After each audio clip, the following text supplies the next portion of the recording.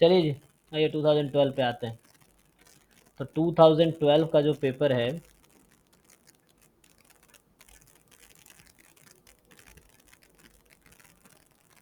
हम्म 2012 MS। तो अभी मैं हिंट देता हूँ, आप लोग ट्राई करके आना और फिर नेक्स्ट क्लास में डाउट देखेंगे।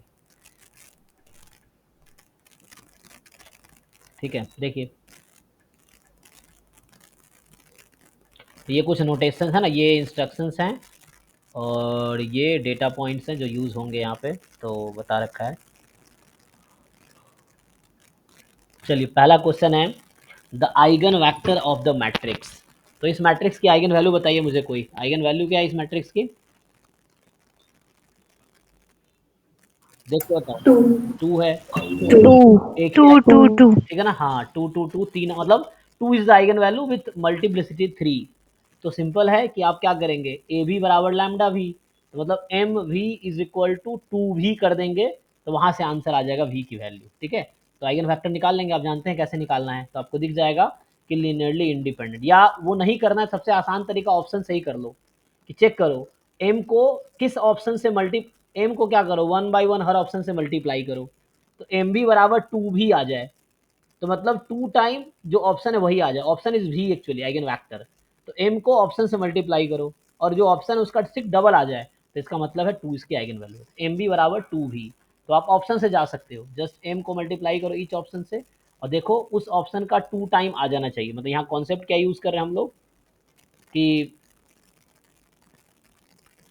मैं कह रहा हूँ ना, M V is equal to 2 भी आ जाए, तो बस वी ऑप्शन में है, देख लो एम वी किस ऑप्शन में मल्टीप्लाई करो, 2 टाइम ऑप्शन से आ जाएगा। इसी को इक्विवेलेंटली आप लिख सकते हो कि m minus 2i time v is equal to 0, इससे आ जाएगा। ठीक है, चलिए नेक्स्ट जो है सेकेंड क्वेश्चन, कि the volume of the solid of revolution generated by revolving the area bounded by the curve y बराबर root X and the straight line x बराबर 4, y बराबर, तो ये आंसर है ना, ये तो बताइए आप लोगों को कि y बराबर रूट एक्स है, तो y बराबर रूट एक्स, ठीक है ना, x बराबर वाई स्क्वायर, तो इस तरह का रीजन है, x बराबर 4 तक बोला है, तो इस रीजन को आप रिवॉल्व कर रहे हैं अबाउट एक्स एक्सिस, है ना, अबाउट एक्स एक्सिस, तो ये ऐसा होगा, यहाँ सर्कल बनेगा इस तरह से रीजन, है ना, तो ये रेडियस कितना वाई पे जा रहा है, तो पाई आर स्क्वायर, तो पाई वाई स्क्वायर है ना, वाई इसका है pi Y square D X, X 0 से 4, ये ना वॉल्यूम पूछा है ना, लेंथ ऑफ कर्व नहीं पूछा, वॉल्यूम पूछा, वॉल्यूम पूछा, तो वॉल्यूम ये होता है, हो गया, ठीक है ना, तो ये आ जाएगा आंसर, पाई वाई स्क्वायर डी एक्स 0 से 4 में इंटीग्रेट कर दीजिए। वाई की वैल्यू क्या है क्वेश्चन में दे रखी है, वाई क्या है, रूट एक्स है, तो वाई को रूट एक्स रख दीजिए तो आ जाएगा। ठीक है, नेक्स्ट है आई आपको दे रखा है X into Y D Y D X, जहाँ वाई की लिमिट, विंडो बंद कर देता हूँ, तो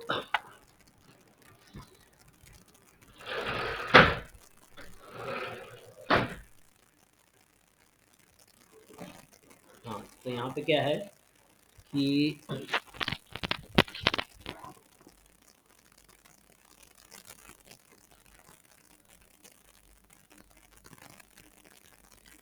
क्या है, वाई की लिमिट है ना एक्स स्क्वायर टू, ग्राफ बना लो इसका, और ऑर्डर चेंज करना है ना, तो ग्राफ बना लो, ऑर्डर चेंज कर लो, हो जाएगा।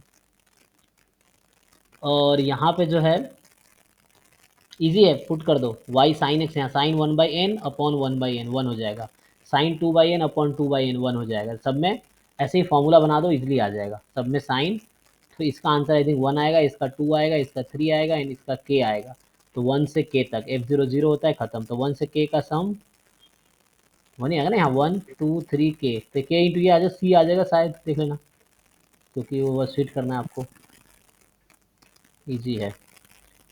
ये आपको दे रखा है, पूछ रहा है कॉन्टिन्यूस है कॉन्टिन्यूस नहीं है, तो एक्स टेंस टू 0 0 कर लो, है ना, तो ये हो जाएगा आर साइन 1/r, और 1/r है, ठीक है ना, आर साइन 1/r, मतलब ये 0 हो जाएगी लिमिट, 0 तो है, कॉन्टिन्यूस तो है ये, फिर पार्शियल डेरिवेटिव निकाल लो फॉर्मूले से, है ना, तो उससे आ जाएगा। ये बोल रहा है कि x कोई रियल सीक्वेंस है जो कन्वर्ज कर रही है एन कोई, सॉरी एन कोई रियल सीक्वेंस है जो कन्वर्ज कर रही है स्मॉल ए पे, तो क्या होगा, N be a real sequence converging to A, then A more than 0 है, तो ए पॉजिटिव है जी, अच्छा, तो इसका ये मतलब है, बताइए सीरीज ए एन कन्वर्ज करेगी डाइवर्ज करेगी? डाइवर्ज। हाँ, डाइवर्ट करेगा। श्योर डाइवर्ज, बिकॉज अगर है ना, हम जानते हैं कि limit of A N is non zero then series surely diverge.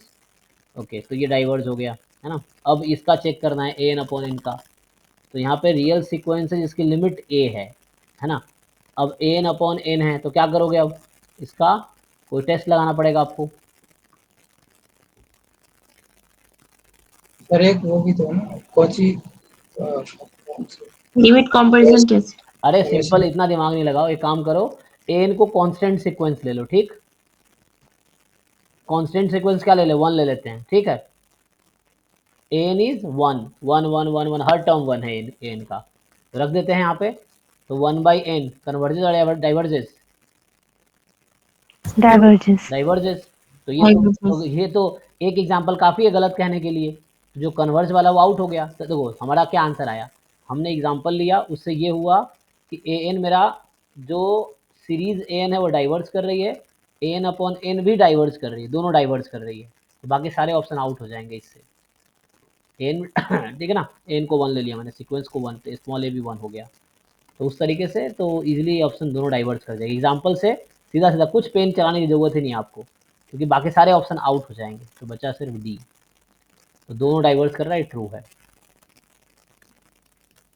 कह रहा है एक 4 डिजिट का नंबर चूज किया एट रैंडम, अच्छा, उसके बाद the probability that there are exactly 2 zeros in that number is. देखो ये सब काउंटिंग वाले क्वेश्चंस हैं, तो एग्जाम में आपको लगे कि आप करके सही कर लोगे तो ट्राई करो, नहीं तो इसको बाद के लिए स्किप करो कि बाद में टाइम बचेगा तो आएंगे। हालांकि हो जाने लायक क्वेश्चन है ये, उसको काउंटिंग पे है कि आप सही काउंट कर पा रहे हो, फेवरेबल आउटकम ठीक काउंट कर पा रहे हो कि नहीं, ये है। ठीक है, देखो अगर इसको मैं ट्राई करूं तो कह रहा है कि there are exactly 2 zeros in that number. तो 4 डिजिट का ये नंबर है और इसमें सिर्फ 2 zeros हैं।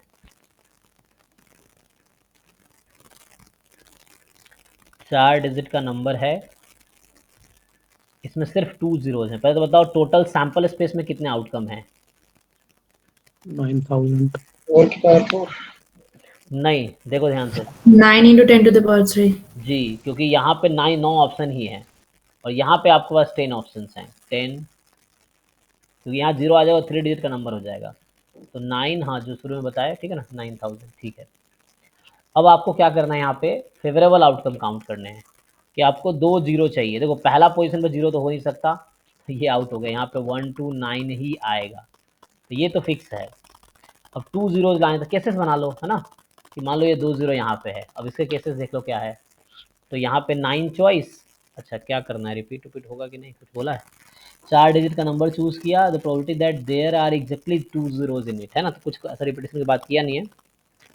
लेकिन ध्यान ये रखना है 2 zeros ही चाहिए आपको, 3 जीरो नहीं चाहिए। तो यहाँ भी 9 चॉइस ही होगा, 1 2 9, क्योंकि यहाँ अगर 0 इंक्लूड कर दिया तो 3 जीरो हो सकता है। तो वी नीड ओनली 2 zeros। तो इसके पास सिर्फ एक चॉइस है, इसके पास सिर्फ, क्योंकि 0 फिक्स हो चुका है ना, 0 फिक्स 1 2 9। तो 9 into 9 तो ये 81 आ गया। चेक कर लो भाई बाकी लोग। तो 81 ऐसे नंबर है जहां लास्ट के दोनों जीरो हैं। अब इसके कितने केसेस बना सकते हो तुम, कि ऐसा हो सकता है यहाँ 1 2 9 बीच में 2 0 हो सकते हैं सर। हाँ 1 2 9 0 ऐसा हो सकता है, या हो सकता है यहाँ 1 2 9 हो, यहाँ 0 3 की। 0 जी इंटू 3। तो टोटल आ गया 81 इंटू 3। 81 इसका फेवरेबल केस है, 81 इसका फेवरेबल केस है, 81 इसका फेवरेबल केस है। देख लीजिए बाकी लोग, कहीं मिस्टेक हुआ है तो बताइए, अगर सच में तो आंसर चेक कीजिए, आना चाहिए। ठीक है, तो कैंसिल कीजिए इसको।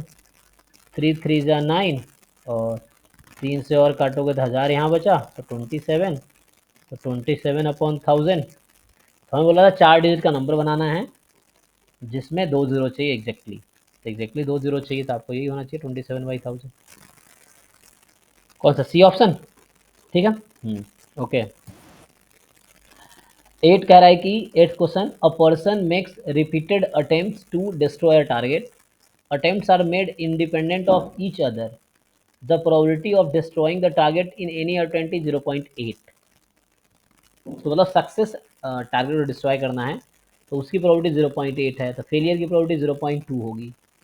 अब कह रहा है given that he fails to destroy the target in the first 5 attempts. बता रखा है कि पहले 5 अटेम्प्ट में टारगेट डिस्ट्रॉय नहीं हुआ, फेल हो गया, है ना।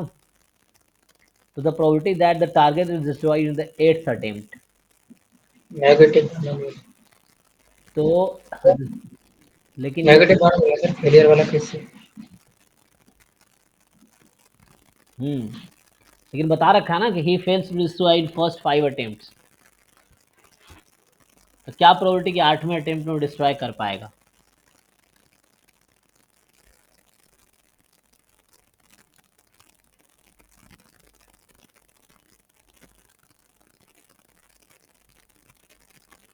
बोलो। तो इसमें 2 इवेंट बना लो पहले, गिवन का भी तो इम्पोर्टेंस होगा। ई है कि फेल्ड टू डिस्ट्रॉय इन, या ई या एफ, इसको एफ ले लो, गिवन है, इन 5 अटेम्प्ट्स, फर्स्ट 5 अटेम्प्ट्स। तो इन फर्स्ट 5 अटेम्प्ट, तो fail to destroy in first 5 attempt, ठीक है। ई है destroyed, target destroyed in 8th attempt, है ना, target destroyed in 8th attempt. तो हमें चाहिए probability of E given F, so probability of E intersection F upon probability of F, ठीक है जी। तो आपसे पूछ रहा है कि probability of E intersection F upon F, तो ई इंटरसेक्शन एफ का मतलब क्या हुआ? Fail to destroy in 5 attempt and target destroyed in 8th attempt. बताइए, तो न्यूमरेटर में क्या हो रहा है?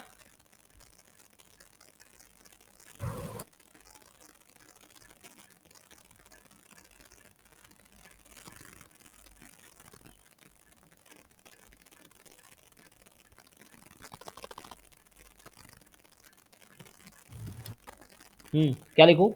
तो हमें बोला है पहले 5 अटेम्प्ट में वो फेल हो गया टू डिस्ट्रॉय द टारगेट, ठीक है। सर तो दोनों इंटरसेक्शन कंसिडर करेंगे ना कि क्यू टू द पावर 5 कि फेल हो गया और फिर लास्ट अटेम्प्ट में पास करता है तो 8th अटेम्प्ट भी हो जाएगा, और पीछे का भी तो अनसक्सेसफुल होगा क्योंकि वो 8th अटेम्प्ट में सक्सेस आ रहा है, तो क्यू स्क्वायर, तो Q to the power 7 into P. पहले तो टोटल निकालना, target destroyed in 8th attempt, तो उसके लिए क्या होगा?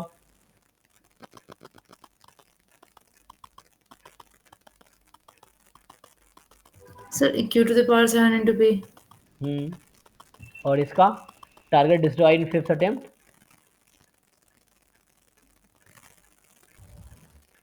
इसको Q to the power 4 into P 5th attempt में करते नहीं, fail to destroy in first 5 attempt ना, ये सर फेल टू है। ये बोला था, एक बार देख लो। गिवन है, given that he fails to destroy the target in the first 5 attempt, ये बता रखा है कि पहले 5 अटेम्प्ट फेल हो गया, ये गिवन है मुझे। तो क्या प्रोबेबिलिटी टारगेट 8th अटेम्प्ट में डिस्ट्रॉय होगा? देखो, success in first, success in 8th trial, है ना, यही मतलब है ना, क्योंकि डिस्ट्रॉय कर पाएगा या नहीं कर, वही ऑप्शन है। तो डी एफ का मतलब ये है कि एफ जो डिनोमिनेटर में वो तो हो जाएगा कि getting success in first,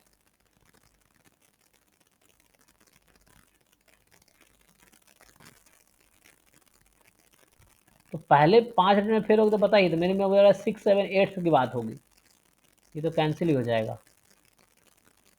yes sir.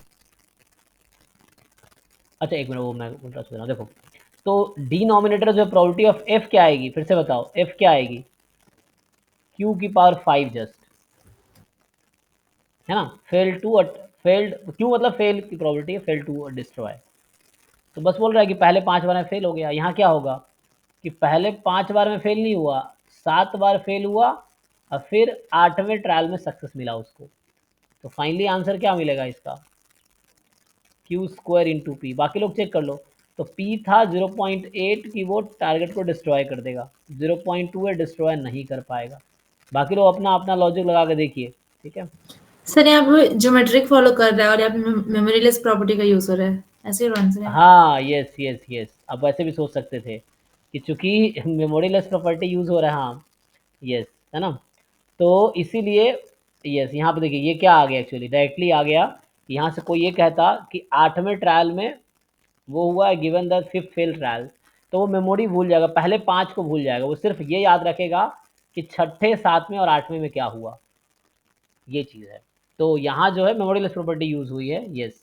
मतलब अगर, हालांकि मैंने कैलकुलेशन का यूज़ कर लिया, अदरवाइज डायरेक्टली मेमोरी लेस से आ जाएगा ये, कि हमें बता रखा है कि पहले 5 अटेम्प्ट में नहीं हुआ, तो 8वें अटेम्प्ट में जो डिस्ट्रॉय कर पाएगा टारगेट को उसकी प्रोबेबिलिटी होगी, तो बस आगे से स्टार्ट होगा, तो जो पहले 5 को भूल जाएगा, तो 6 7 8 इज ओनली इम्पोर्टेंट, तो 6 से स्टार्ट होगा, 6 ट्रायल में फेलियर, 7th में फेलियर, 8th में डिस्ट्रॉय कर पाया वो, तो ये आ जाएगा मेमोरी लेस प्रॉपर्टी। तो ये 0.032 हो जाएगा जी, देख लो, हाँ ये आ गया, इस तरह से है 032, ये बी ऑप्शन होगा।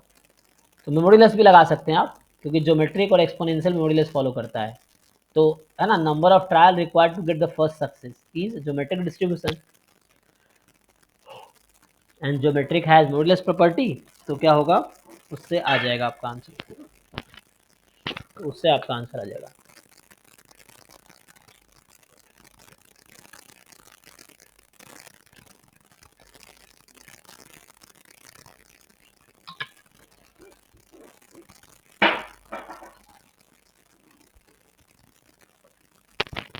ठीक है, तो हो गया। नेक्स्ट है एक्स बाइनोमियल 5p है, p पता नहीं हमें, तो x बराबर 2 is equal to 2 time x बराबर 3, तो ये बाइनोमियल का pmf पुट करो, बाइनोमियल का pmf पुट करो 3 पे, इक्वेट करो, p आ जाएगी तो वेरिएंस आ जाएगा npq।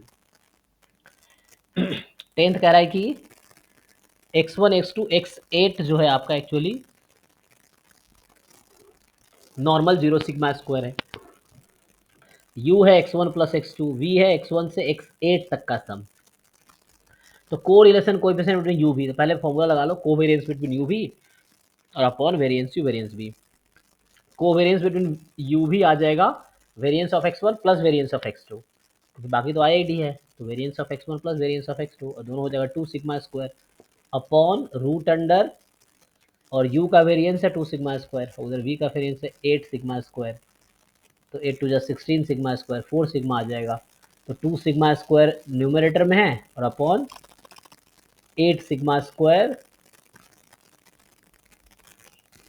नहीं 4 सिग्मा ना, डिनोमिनेटर में कितना है 4 सिग्मा, देख लो कोवेरिएंस कितना आया था 2 सिग्मा स्क्वायर, और वहाँ पे आया है डिनोमिनेटर में है रूट के अंदर 2 sigma square into 8 sigma square, 16 sigma 4 sigma square denominator में हो गया, यस, बाहर 4 सिग्मा स्क्वायर डिनोमिनेटर में है, न्यूमरेटर में 2 सिग्मा स्क्वायर, आंसर 1/2 आ गया। ठीक है, तो ये हमने मेंटली कैलकुलेशन किया, आप लिख के करो, लिख में गलती कम लिखने में दिखता है हम लिख क्या रहे हैं ना। तो ये है x है f8,15, y है f15,8, वो पता है एक्स वाई में रिलेशन, x बराबर 1/y, तो x को रख दो 1/y और इसको इसके जैसा बना दो, तो इजीली आपको k दिख जाएगा, तो इजी है ना, 1/y मोर देन 4, तो y लेस देन 1/4, और यही है, तो यहाँ k 1/4 हो जाएगा। ठीक है ना, k 0 पॉइंट, देखो क्वेश्चन क्या ही है, मतलब बिना पेन चलाए हो जाएगा देख के, तो 1/4 आ गया आपका k की वैल्यू।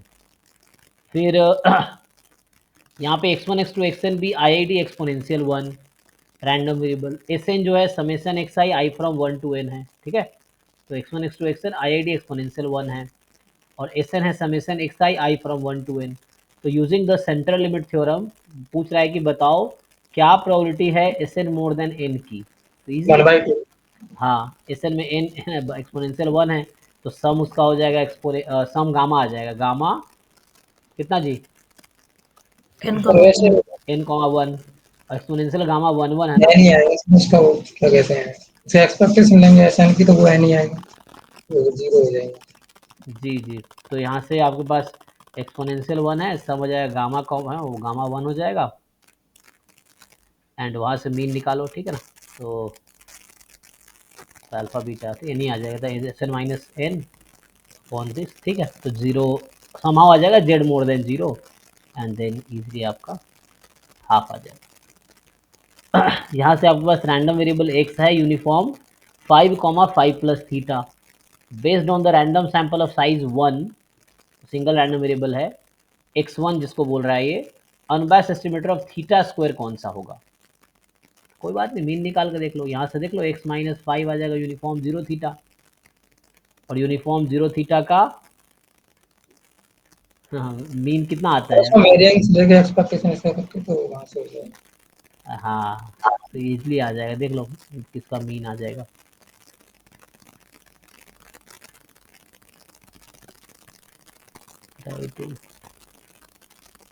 वो तो इजी है, देख लो किसका मीन इक्वल थीटा स्क्वायर आ जाएगा, इजी है। यहाँ बोल रहा है x1 x2 xn random sample size इनका फ्रॉम नॉर्मल म्यू 16, अगर कह रहा है कि 95% confidence interval for mu is X bar minus sigma by root N, क्या लिखते हो तुम लोग, जेड अल्फा बाई 2, तो ये वैल्यू दे रखी है तो वहाँ से आ जाएगा sigma by root N Z alpha by 2 0.98, put करो सारे, जेड अल्फा बाई 2 क्वेश्चन में दे रखा होगा फर्स्ट पेज पे, एन यहाँ पता है, एन निकालना ही है, और सिग्मा पता है यहाँ से 16 सिग्मा स्क्वायर है तो आ जाएगा, अल्फा यहाँ से मिल जाएगा, ये 1 माइनस अल्फा है 0.95, तो अल्फा आ जाएगा 5%, उससे पुट कर लो आ जाएगा। यहाँ कह रहा है कि आपके पास एक क्वाइन को 4 बार टॉस किया, P है the probability of getting head in the single trial, S be the number of heads obtained, it is decided to test P बराबर half versus P is not half using the decision rule, reject H naught if S is 0 और 4, H naught reject करेंगे या तो S 0 है या 4 है, S क्या था, नंबर ऑफ हेड्स ऑब्टेन्ड, अच्छा तो नंबर ऑफ हेड्स 0 है या नंबर ऑफ हेड्स 4 है तो H naught रिजेक्ट हो जाएगा। तो probability of type 1 and type 2 error निकालना है, टाइप 2 एरर तब निकालना है जब P 3/4 हो, तो आ जाएगा ना type 1 error probability of rejecting H naught when H naught is true, type 2 error probability of rejecting H1 when H1 is true, उससे आ जाएगा। खत्म हो गया ऑब्जेक्टिव। अच्छा तो ऑब्जेक्टिव मतलब Yes. 10 question,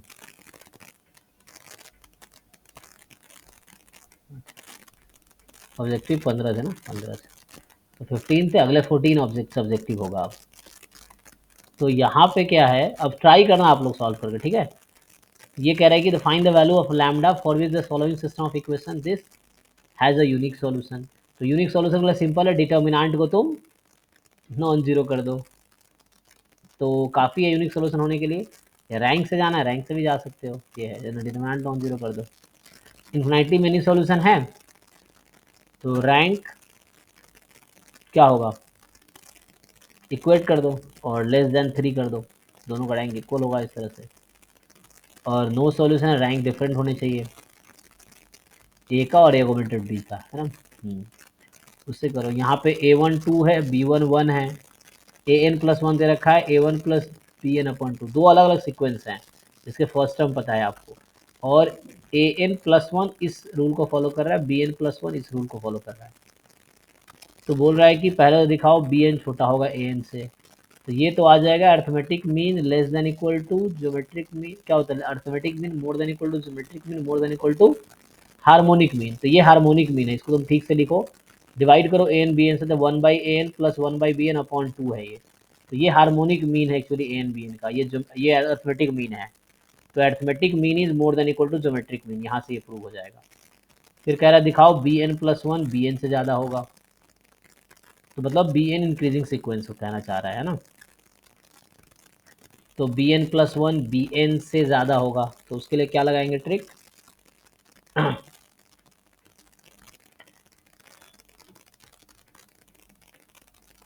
an/n+1 less than 1 है, तो ये अच्छा लेस देन 2 हो जाएगा।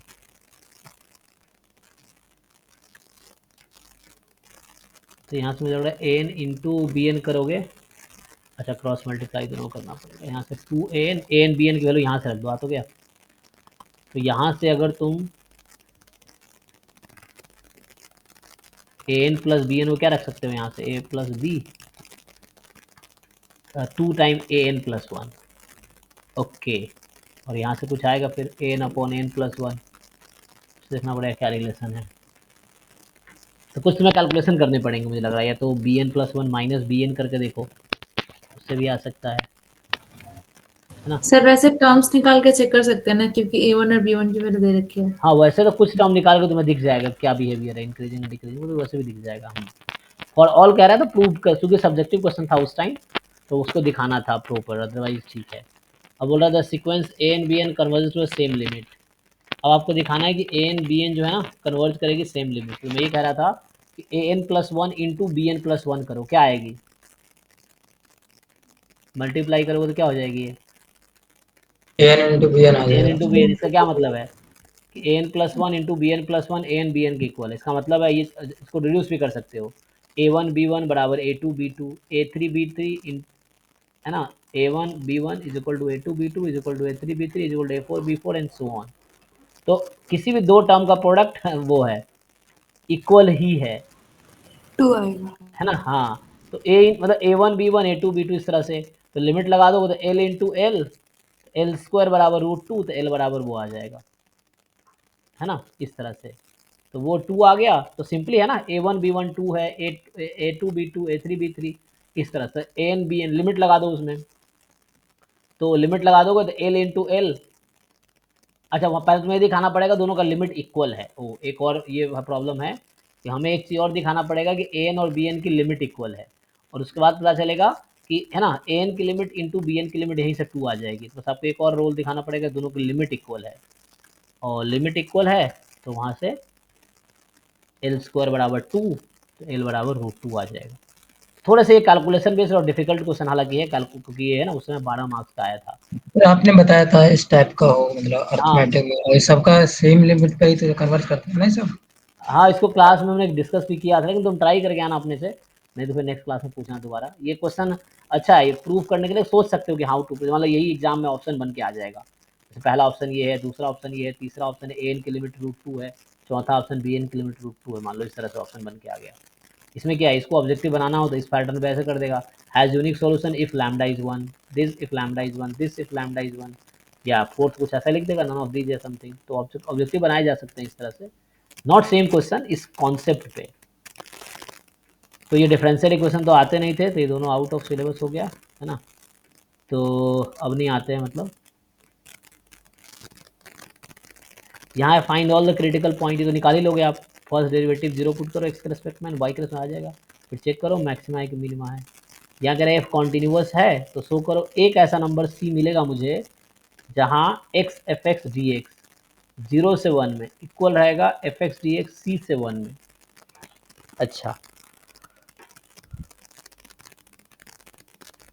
तो सब्जेक्टिव है, तो एग्जिस्टेंस वाले जो भी थ्योरम्स थे ना उसमें से कोई एक यूज हो सकता है जहाँ एग्जिस्टेंस का कॉन्सेप्ट आता है।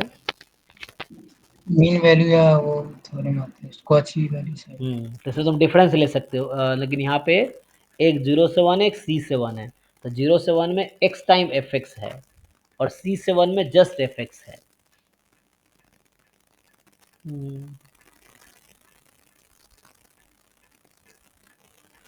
तो 1 टू सी, सी टू 1 ऐसा कर सकते हैं हम लोग, या बाई पार्ट लगाओगे, लेकिन उसमें क्या करना है, तो इसको प्रूफ करने के लिए देखना पड़ेगा प्रूफ टेक्निक क्या है। प्रूफ दैट है ना, मतलब 1000 टेक्निक हो सकते हैं, लेकिन आपको सोचना पड़ेगा क्या कर सकते हैं हम लोग।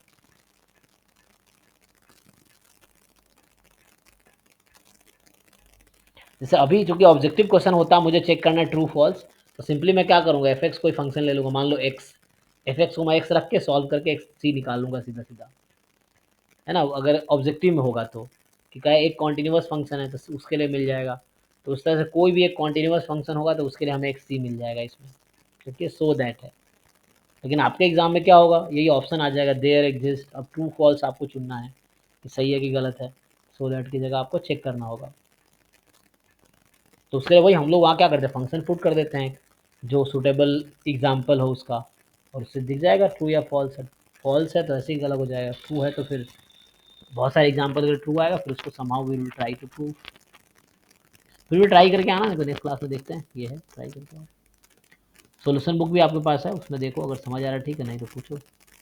यहाँ इंटीग्रेट करना ईजी है ना, वाई के साथ इंटीग्रेट करो फिर वो एक्स, वो ईजी है काफ़ी, जस्ट आपको इंटीग्रेट करते जाना है।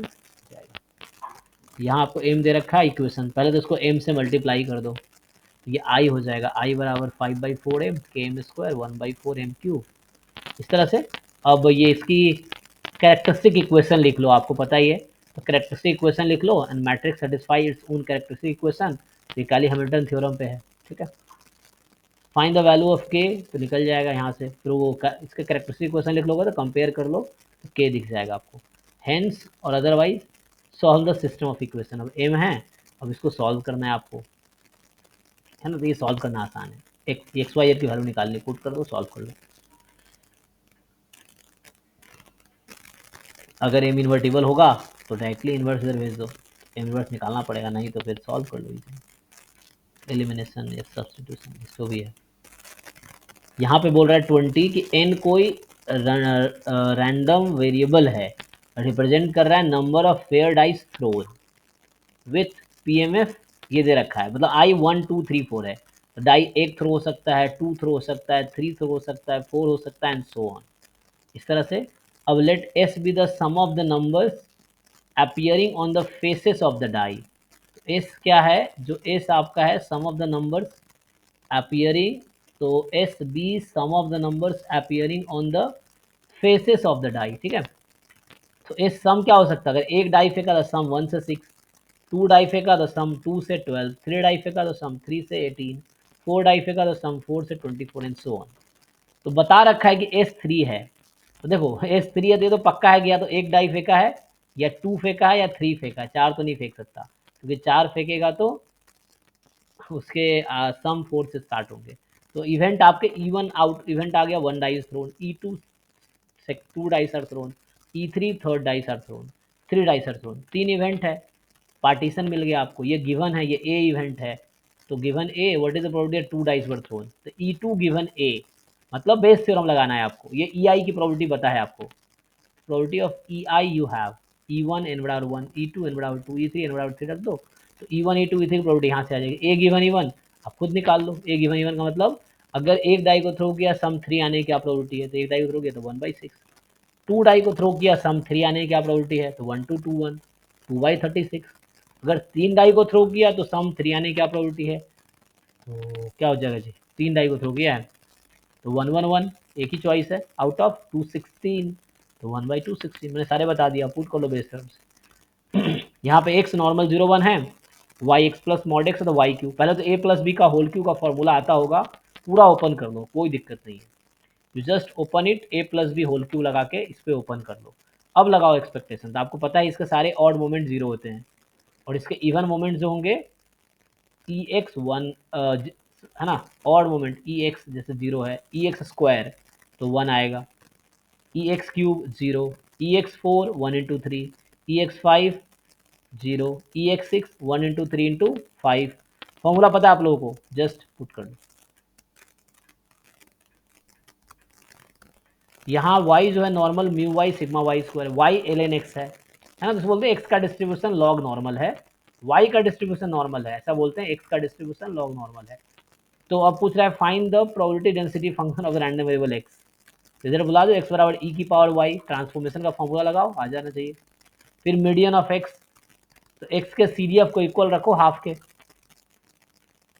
Find the maximum likelihood estimator of the median of x, पहले यहाँ से मीडियन निकाला तुमने, अब मीडियन x निकाल लिया, तो उस मीडियन का ML ही निकालो, अब ये है, ठीक है ना, तो ML निकालना पड़ेगा। एक क्वेश्चन ट्राई करके देखो। हाँ देखो, ये अभी एक ऑब्जेक्टिव में भी शायद कहीं मिला था हमें, पता नहीं, है ना, किसी ईयर में, ये अभी 2015 के बाद किसी ईयर में क्वेश्चन रिपीट हुआ 19 में से, है ना, but not exactly same, but इस कॉन्सेप्ट को, ऐसे। है ना, वहाँ पे नॉर्मल के PDF से वो मैच खाएगा, ये है। अब यहाँ पे random variable x has PDF, तो आपको अगर आइडिया हो कि किसके PDF में e की पावर -x² आता है, बाहर x भी है, तो डायरेक्टली फिट कर सकते हो, नहीं आइडिया है तो कोई दिक्कत नहीं है, तो आप डेफिनेशन से जाओ, है ना, इसको इंटीग्रेट करो 0 से इन्फिनिटी में, 1 के इक्वल रखो, वहाँ से एक इक्वेशन आ जाएगी, दूसरी इक्वेशन यहाँ से आ जाएगी, फिर अल्फा बीटा आ जाएगी, है ना। तो x इंटू किसके PDF में आता है, ये कुछ ऐसा स्टैंडर्ड डिस्ट्रीब्यूशन है क्या कोई, अल्फा, सॉरी, गामा से। लेकिन यहाँ x² आता है e की पावर -x², हाँ ना, सर, ऐसे नॉर्मल में वहाँ तो x अंडरस्टैंड। आता है, हाँ नॉर्मल, लेकिन यहाँ x नहीं आता स्टैंडर्ड नॉर्मल में, है ना। Yes, तो sir. डायरेक्ट फिट नहीं बैठेगा। एक्स स्क्वायर को अगर मैं रख दूं कुछ, तो उस केस में एक्स स्क्वायर जो है ना वो बन जाएगा तुम्हारा कहीं ना कहीं गामा बन सकता है। एक्स स्क्वायर का डिस्ट्रीब्यूशन गामा बन जाएगा या एक्सपोनेंशियल बन जाएगा, बट एक्स का नहीं, है ना। कोई दिक्कत नहीं है, जब ऐसा नहीं दिखे डिस्ट्रीब्यूशन, दिखे तो सीधा कंपेयर कर लो, नहीं दिखे तो कोई बात नहीं, आप इसका इंटीग्रेशन करो, 0 से इन्फिनिटी में इक्वल टू 1 रखो पीडीएफ को, तो इक्वेशन वहाँ से आएगी, दूसरी इक्वेशन EX से आएगी, दोनों को सॉल्व कर लो तो अल्फा बीटा आ जाएगी। मैं बोल रहा हूँ इस कॉन्सेप्ट पे 2017 में क्वेश्चन आया है, सेम इसने बस यहाँ ये बदल दिया है, बाकी सिमिलर ही है।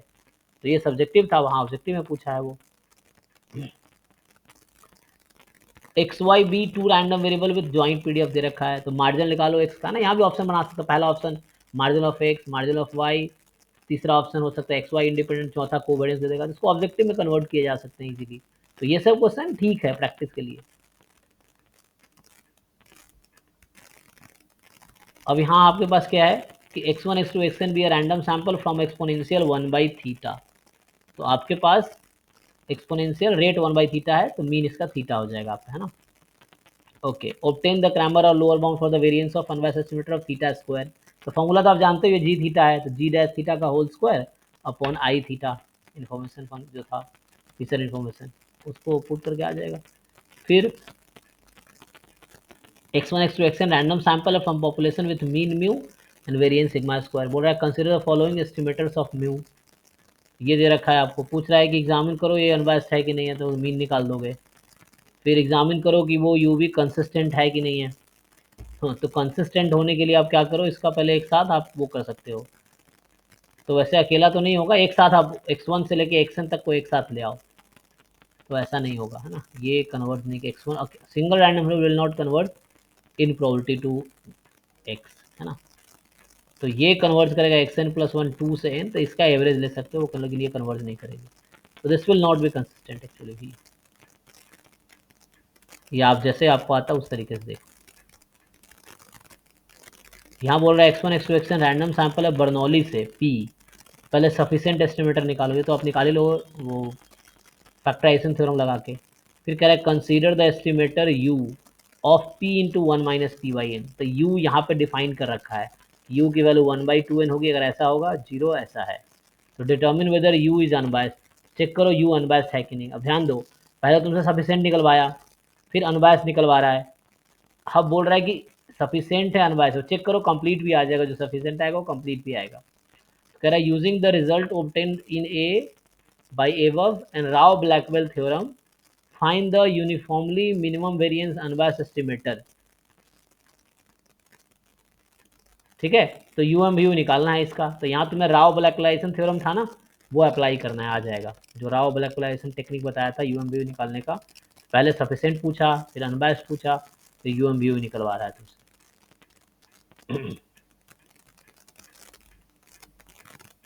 यहाँ x1 x2 xn random sample है from population having PDF this, तो पूछ रहा है obtain the most powerful test of H0 versus H1 है, तो इजी है, लाइक्लीहुड रेशियो टेस्ट लगाओ, आ जाएगा। x1 x2 xn be random sample of size n from normal μ1 to test μ is 5 against μ is 4, single word simple word simple है ये भी। तो reject H0 if x bar less than equal to c, कह रहा है alpha 0.05 है और beta 0.10 है, तो n की वैल्यू निकालो, डिटर्मिन n, आ जाएगा ना। अल्फा क्या है, अब यह कंफ्यूज नहीं होना तुम्हें, अल्फा बीटा क्या है मानना भी नहीं है, पहले पेज पे जाओ देखो नोटेशन क्या है, ये नहीं अज्यूम करना बीटा पावर है या बीटा टाइप 2 एरर है। अब बीटा क्या है वो क्वेश्चन डिसाइड करेगा, वो नोटेशन पेपर डिसाइड करेगा क्या है, तुम्हें अज्यूम नहीं करना है, ठीक है। तो अल्फा बीटा दोनों का मीनिंग तुम्हें फर्स्ट पेज पे मिलेगा, अल्फा है ना, यहाँ साइज होगा, बीटा आई थिंक पावर होगा, मैं श्योर नहीं हूँ, मैं कह रहा हूँ Type 2 is. टाइप 2 एरर है, हाँ Yes, sir. तो टाइप 2 एरर है, फर्स्ट पेज जाकर देख लो, इसलिए अज्यूम नहीं करना, अज्यूम करोगे तुम जो सोचोगे हो सकता है उसका दूसरा हो, तो गलती हो जाएगी, इसलिए पहले चेक कर लो, फिर उसके अकॉर्डिंग पुट करके आ जाएगा। खत्म हो गया क्या, बस। Yes, sir.